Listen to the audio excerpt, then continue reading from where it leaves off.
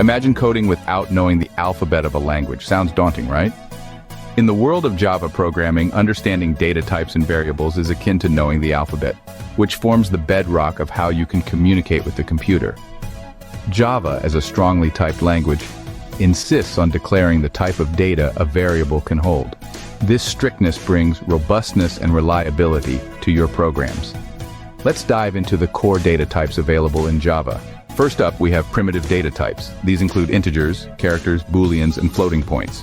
Integers in Java are represented by int, and they store whole numbers, positive or negative. For smaller numbers, byte and short are used, and for larger numbers, there's long. Moving to characters, char represents single characters like A, B. It's crucial for handling text one character at a time.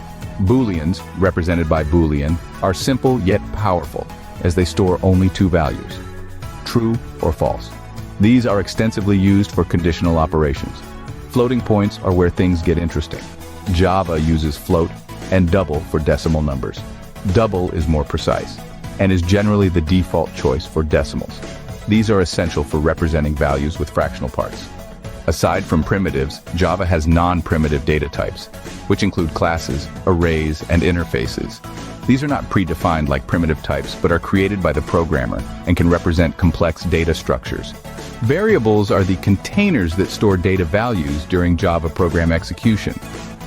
Declaring a variable in Java requires specifying the data type followed by the variable name. For example, writing int age = 30 tells Java to store the integer value 30 in a variable named age. It's also worth noting Java's commitment to memory efficiency. When you declare a variable, Java allocates just the right amount of memory based on the data type, optimizing the performance of applications. In summary, the essence of mastering Java lies in understanding its data types and variables. These elements help structure the program's logic and manage the flow of data. They ensure that every piece of information is stored in an appropriately sized container and handled correctly during the program's lifecycle. Grasping these fundamental concepts paves the way for writing efficient, effective, and error-free code. Remember, every complex program starts with simple variables and data types. Understanding these is your first step towards becoming a proficient Java programmer.